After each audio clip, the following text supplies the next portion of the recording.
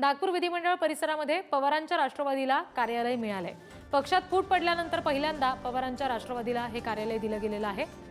गेल्या अधिवेशनात दोन्ही पक्षाला एकच कार्यालय होतं, मात्र या वेळेला दोन वेगळी कार्यालय दिली गेलेली आहेत। हे दृश्य आपण बघतोय।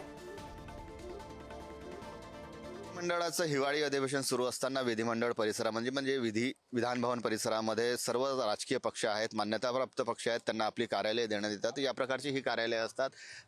मात्र आता पहिल्यांदा आपण पाहतोय की महाराष्ट्र विधानमंडळामध्ये राष्ट्रवादी काँग्रेस पक्ष म्हणजे शरद पवारांच्या राष्ट्रवादीला देखील कार्यालय उपलब्ध करून देण्यात आलेलं आहे।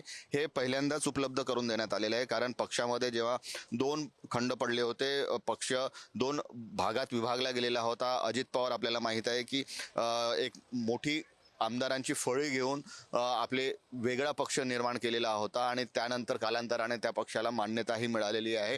तर दुसरीकडे शरद पवारांच्या राष्ट्रवादीला देखील शरद पवार राष्ट्रवादी काँग्रेस पक्ष शरदचंद्र पवार असं नाव मिळालेलं आहे। त्यानंतर हे पक्षाचं जे कार्यालय आहे ते इथे थाटण्यात आलेलं आहे।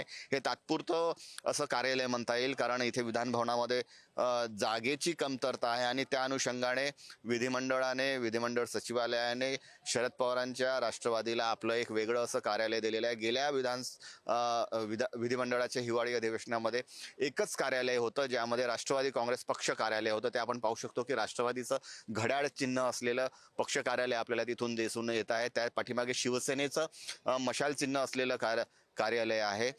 अशा प्रकारची विविध कार्यालय जे आहेत ते पक्षाची कार्यालय इथे असतात। मात्र गेल्या वेळी एकच कार्यालय असलेल्या राष्ट्रवादीला यावेळी दोन कार्यालय उपलब्ध करून देण्यात आलेले। एक म्हणजे घड्याळ चिन्ह असलेलं अजित पवारांचे राष्ट्रवादी, तर दुसरी जे आहे ते शरद पवारांच्या राष्ट्रवादीला हे कार्यालय उपलब्ध करून देण्यात आलेले आहे। कॅमेरामन मंगेश हस्तकसह जितेंद्र शिंगाडे, पुढारी न्यूज, नागपूर।